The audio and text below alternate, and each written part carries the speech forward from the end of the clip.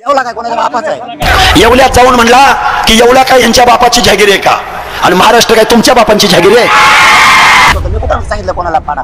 समाज आता निवडणूक ज्याला पाडा त्याला पाडतील, पण आरक्षणाला विरोध करणारे राज्यातले सगळ्यांना मराठी. आणि पोलिसांचं एक प्रेमपत्र मला मिळालेलं आहे की 2 जातीत तेढ निर्माण करायची नाही, आणि यांच्या आम्ही शिव्या खायच्या.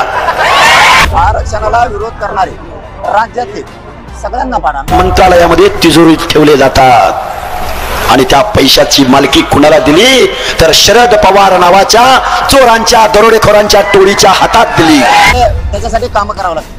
नुसतं खायला नाही लागत शेतकऱ्याला, गोरगरीब ओबीसीला, मराठ्यांना, दलित मुस्लिम. या हरामखोर आणि दरोडेखोर टोळींच्या हातामध्ये तुम्ही या महाराष्ट्राची तिजोरी दिली, कायदा लिहिण्याची लेखणी दिली, आणि राजसत्तेचा राजदंड दिला.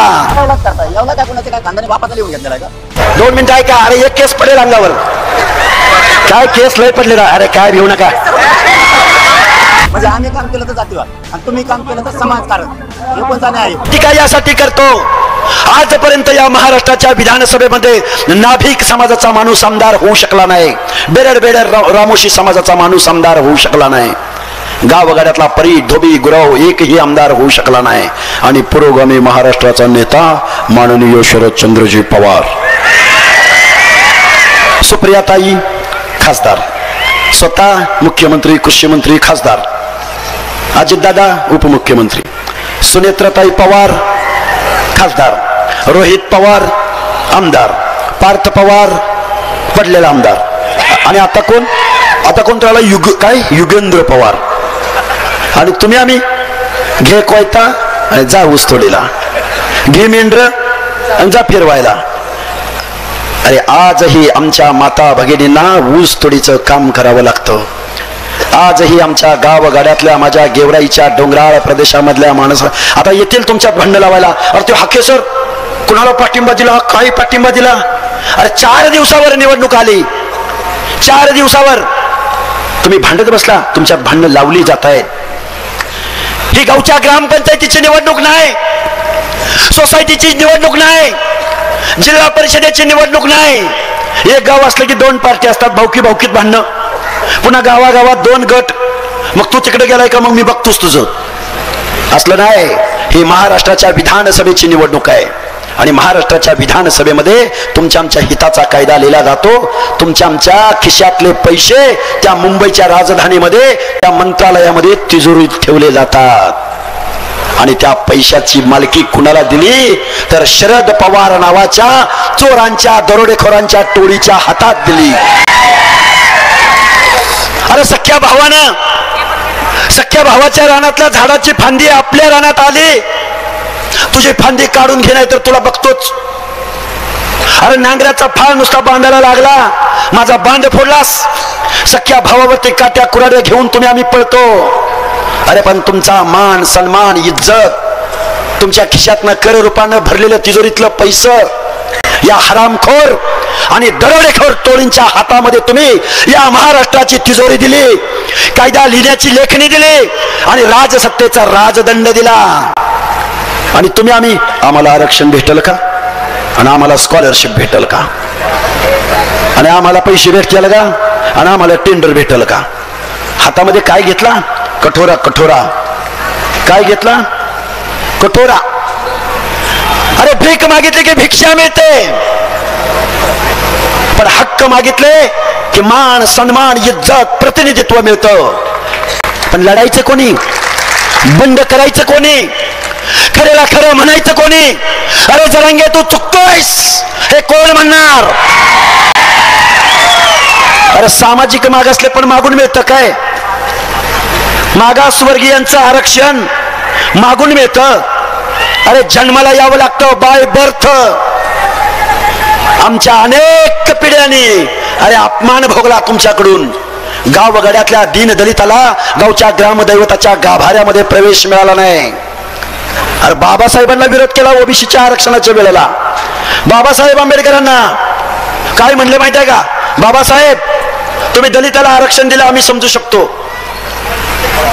तुम्ही आदिवासींना आरक्षण दिलं आम्ही समजू शकतो, पण माळ्याला, साळ्याला, कोळ्याला, तेलेला, धनगराला, बंजाऱ्याला, वंजाऱ्याला का आरक्षण देताय? त्यांच्या बाबतीत कुठे छूताछूतपणा पाळला गेला? त्यावेळी महामानव डॉक्टर बाबासाहेब आंबेडकर बोलले की गावगाड्यामध्ये दलित राहतो, त्यांना मी कायद्यानं आरक्षण दिलंय, पण डोंगराच्या कुशीला कुठंतरी माझा मेंढपाळ बांधव राहतोय, लमान तांड्यावरती लमान राहतोय, बंजारा राहतोय, आणि ऊस तोडीसारखी शारीरिक अंग मेहनतीची कामं माझा वंजारी समाज करतोय. गावगाड्यातला बलुता आलुता शारीरिक श्रमाची, अरे कपडे धुवावे, तुमची स्वच्छतेची कामं करावीत. या माणसांना सुद्धा या स्वतंत्र लोकशाहीमध्ये आत्मसन्मानाची वागणूक द्यायची आहे, म्हणून मी यांना ओबीसीचं आरक्षण देतोय. आरक्षण गरिबी हटवचा प्रोग्राम आहे. आम्ही गरीब झालोय आणि आम्हाला आरक्षण मिळालं पाहिजे. आमची लेकरं बाळ रस्त्यावर उतरले ती. अरे आज कुठे गेले माहितीये का? आजची घटना सांगतो. आजची हा माणूस गेला येवलेला आणि काय म्हणला माहितीये का? म्हणला ऐका येवल्यात जाऊन म्हणला की येवला काय यांच्या बापाची जागीर आहे का, आणि महाराष्ट्र काय तुमच्या बापांची जागीर आहे? आमची मतं नाहीत का? अरे 8 खासदारांनी जरांगेला लेखी पत्र दिलं. तुम्हाला एक जबाबदारीनं सांगतोय, हे बघा, महाविकास आघाडी तुतारी शरद पवार नावाच्या माणसाला तुमचं मतदान गेलं नाही पाहिजे. मी कुठल्या पक्षाची भूमिका, आम्ही ओबीसीचे हक्क अधिकार मानतोय.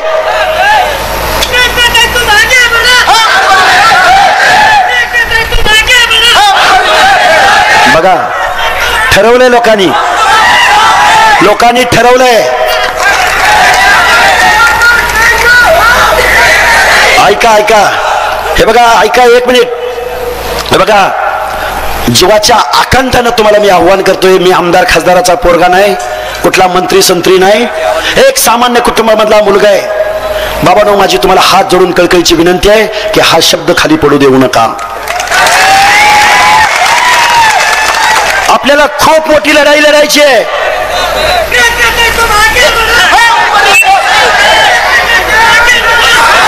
आपल्याला खूप मोठी लढाई लढायची आहे आणि त्याची सुरुवात गेवराई पासून होणार आहे, माजलगाव पासून होणार आहे. स्वर्गीय गोपीनाथराव मुंडेंचं स्वप्न या महाराष्ट्रात तुम्हाला मला साकार करायचं आहे.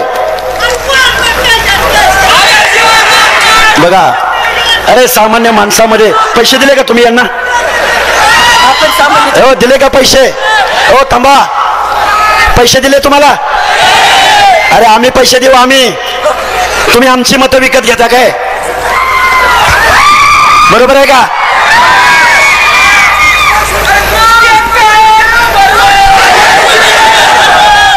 हे बघा, ऐका,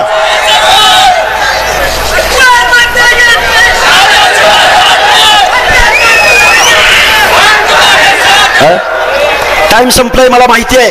2 मिनिटं ऐका. अरे एक केस पडेल अंगावर. काय केस लय पडलेला? अरे काय भिवू नका.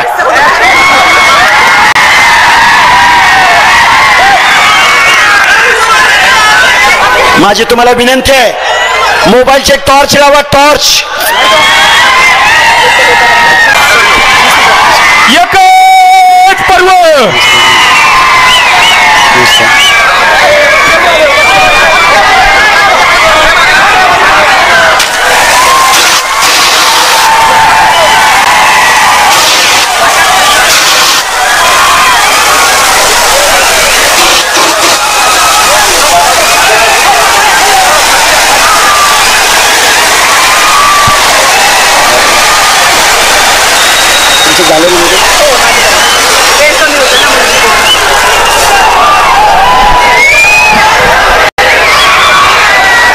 धन्यवाद.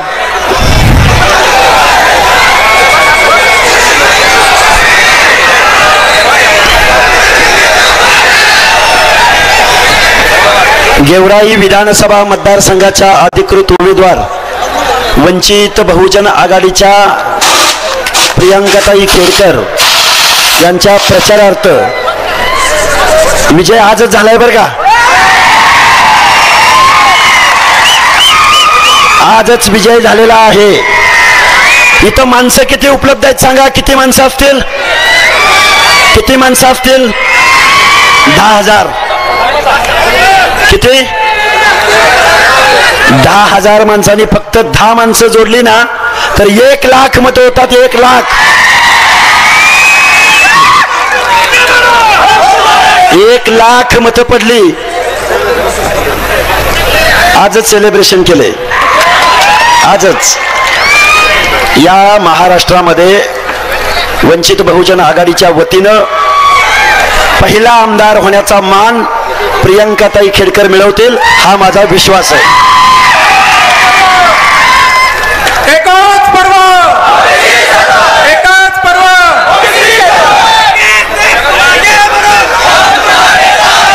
बरं भाषण करायचं की नाही? किती वेळ राहिलाय? 20 मिनिटं राहिलेत. 20 मिनिटं, फक्त 20 मिनिटं राहिलेली आहेत.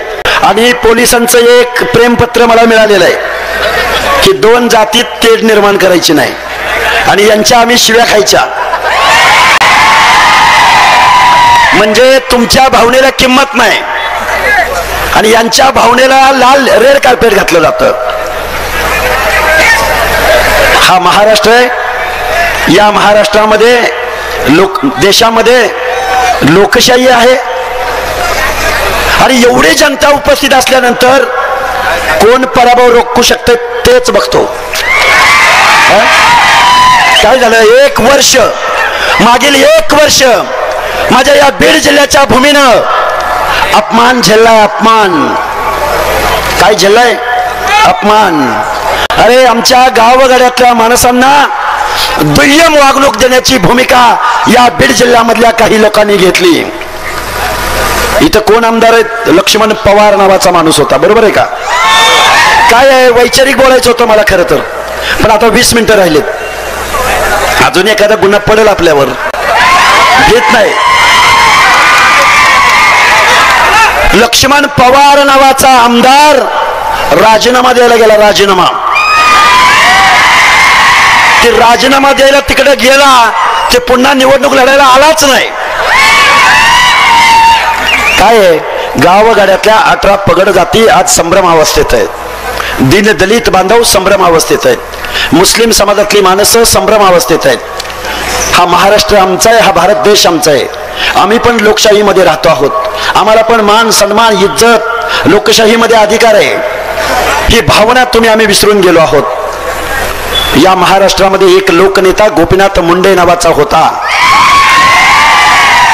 या माणसाची उणीव आज रोजी आम्हाला जाणवते. 2-3 दिवसापूर्वी या गडी फाट्याला मी ठरवलं होतं खरं तर बीड जिल्ह्यामध्ये जायचं नाही. खूप मोठी माणसं आहेत, ते कुणाचा तरी प्रचार करतायत, मग आपण त्यांच्या विरोधात जायचं नाही हे माझ्या मनाला मी ठरवलं होतं. पण ताई, त्या दिवशी गडी फाट्याला हजारो तरुणांनी रात्री 11:30 वाजता माझ्या गाडीला घेराव घातला. घेराव घातल्यानंतर त्या तरुणांना सांगितलं की आमचा ओबीसीचा प्रतिनिधी महाराष्ट्राच्या विधानसभेमध्ये निवडून जाणार आहे. चुकीचं नको दौरा टाकायचा म्हणलं तर पुन्हा राज्यात दौरा टाकतो. मी कोणाला भेट नाही. सांत्वनपर भेट होती एका बांधवांच्या, आमच्या सचिनच्या आज आणि त्या निमित्त मी आलो होतो. जाताना मी समृद्धी मार्गे चाललो. आता मायबाप समाज माझ्यावरती प्रेम करतो. हजारोच्या संख्येत रस्त्यावर थांबला, त्याला डावलून कसं जाणार मी? कोणाचं मतदारसंघ किंवा कोणाचा तालुका असं नसतं कधी. माझा समाज माझ्यावरती प्रेम करतो, माया करतो. मी सकाळपासून निघालो. मी फक्त सांत्वन भेटायला आलेलो, दौरा नाही. त्याच्यासाठी कामं करावं लागतं. नुसतं खायला नाही लागत. शेतकऱ्याला, गोरगरीब ओबीसीला, मराठ्यांना, दलित मुस्लिमांना खायला नाही लागत, त्यांना द्यावं लागतं. त्यांच्यासाठी काम करावं लागतं. मी काम करतो, मुस्लिमांसाठी काम करतो, दलितांसाठी करतो, मराठ्यांसाठी करतो, धनगरांसाठी करतो, मायक्रो ओबीसीसाठी करतो, ओबीसीसाठी करतो. मी सगळ्यांसाठी सगळ्यांचं दुःख जाणून घेतो. म्हणून माझा समाज माझ्यावरती प्रेम करतो. मी कुठं सांगितलं कोणाला पाडा? समाज आता निवडणूक ज्याला पाडा त्याला पाडते, पण आरक्षणाला विरोध करणारे राज्यातले सगळ्यांना मराठी एवढ्यातला काय कोणाच्या बापाचा आहे? हे महाराष्ट्रातला आहे. जी जनता आहे, ही जनता आहे सगळी. याचा हा तालुका आहे. हे राज्य जनतेचं आहे, गोरगरिबांचं आहे. मी काय सांगितलंय? आरक्षणाला विरोध करणारे राज्यातले सगळ्यांना पाडा. मी काय म्हणलो का? कुणाचं नाव घेतलं का? मी लोकसभेला सांगितलं ज्याला पाडा त्याला पाडा. आत्ताही सांगितलं मी विधानसभेत सुद्धा, ज्याला पाडायचं तुम्हाला त्याला पाडा. मी आत्ताही सांगितलं. पण समाज जर माझ्यावरती प्रेम करतो त्याला मी काय करू? एवढाच करताय. एवढा काय कुणाचं काय खानदानी बापाचा लिहून घेतलेला आहे का? ही पूर्ण महाराष्ट्र आहे आणि महाराष्ट्रात पण एवढा आहे. गोरगरीब जनतेचा आहे. शेतकऱ्यांचा इथं कांद्याचा प्रश्न आहे, इथं मक्याचा प्रश्न आहे, इथं द्राक्षांचा प्रश्न आहे, शेतकऱ्यांचा विदर्भात कापसाचा सोयाबीनचा आहे, मराठवाड्याचा तसाच आहे, पश्चिम महाराष्ट्रात तसंच आहे की ऊसाचे प्रश्न आहेत. इथं गोरगरीब मराठा समाजासाठी मी काम करतो आणि गरिबांचे लेकरं मला मोठे करायचे. मायबाप मराठा समाज एकजुटीने एकत्र झालाय. कुणाचा पोट दुखायची काय गरज आहे? म्हणजे आम्ही काम केलं तर जातीवाद आणि तुम्ही काम केलं तर समाजकारण, हे कोणता न्याय आहे? मी कोणाला पाडा म्हणलो का? कोणाचं नाव घेतलं का? लोकसभेला सांगितलं पाडा, तुम्हाला ज्याला निवडून असेल त्याला निवडून, ज्याला पाडा त्याला पाडा. हेच मी विधानसभेत सुद्धा सांगतोय मराठ्यांना, तुम्हाला ज्याला पाडा त्याला पाडा, ज्याला निवडून आणायचं त्याला ना, पण लेकरं डोळ्यासमोर ठेवा, आरक्षण डोळ्यासमोर ठेवा. मनोज जरांगे यांनी निवडणुकीतून पळ का काढला? लक्ष्मण हाकेंनी असा सवाल उपस्थित केलाय. लक्ष्मण हाके जालन्यात बोलत होते. यावेळी त्यांनी शरद पवार यांच्यावरही जोरदार टीका केली आहे. त्याशिवाय महायुतीला पाठिंबा देणार असल्याचंही त्यांनी सांगितलंय. दगडापेक्षा वीट मऊ म्हणून ओबीसीने महायुतीला पाठिंबा द्यावा असं आवाहन ओबीसी नेते लक्ष्मण हाके यांनी ओबीसी समाजाला केलंय. राज्यामध्ये ज्या ठिकाणी ओबीसींचे उमेदवार उभे राहीत त्या ठिकाणी महायुतीला पाठिंबा देणार असल्याचं देखील त्यांनी स्पष्ट केलंय. लक्ष्मण हाके यांनी आज जालन्यात पत्रकार परिषद घेऊन आपली भूमिका स्पष्ट केली आहे. शरद पवारांना त्यांची मुलगी सुप्रिया सुळे यांना मुख्यमंत्री करायचं आहे, त्यामुळे ते महिला मुख्यमंत्री पाहायला आवडेल असं म्हणाले असल्याची टीका देखील त्यांनी लक्ष्मण हाके यांनी शरद पवारांवर केली आहे.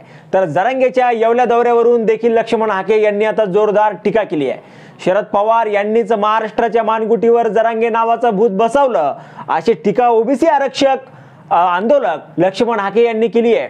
शरद पवार यांना मराठा समाजाच्या ओबीसीच्या आरक्षणाचं काहीही पडलेलं नाहीये, त्यांना फक्त आपली लेक मुख्यमंत्री करायची आहे असं हाके यांनी म्हटलंय. ते रविवारी जालन्यात प्रसार माध्यमांशी बोलत होते. यावेळी लक्ष्मण हाके यांनी मनोज जरांगे आणि शरद पवार यांच्यावरही जोरदार टीका केली आहे. विशाळगडावर मशीद पाडताना संभाजी राजे भोसले चितवणीखोर भाषण करत होता.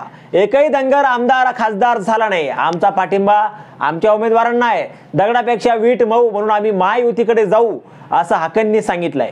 माझे मित्र उत्तम जानकर धनगरांच्या मतासाठी राजेश टोपेसाठी धनगराचा नेता म्हणून प्रचारासाठी आला. उत्तम जानकर माळशिरसमध्ये एससीच्या सर्टिफिकेटवर त्या मतदारसंघात निवडणूक कशी काय लढत आहेत. जयंत पाटील, शरदचंद्र पवार, रोहित पवार यांनी उत्तम जानकर हे धनगर आहेत की एससी आहेत हे सांगावे. ओबीसी आणि भटक्या विमुक्तांना माझी विनंती आहे की आपलं बहुमूल्य मत योग्य त्या माणसाला योग्य त्या व्यक्तीला द्या. ज्या राजकारण्यांशी जरांगेंना लेखी पत्र दिले तीच लोक आज आपल्या वस्ती आणि तांड्यावर मत मागायला येत आहेत. त्यांच्याकडून आश्वासन घेतल्याशिवाय, त्यांना ज्या विचारल्याशिवाय मतदान करायचं नाही असं आवाहन लक्ष्मण हाके यांनी केलंय. आता यावर तुम्हाला काय वाटतं? तुमचं मत कमेंट बॉक्समध्ये लिहायला अजिबात विसरू नका.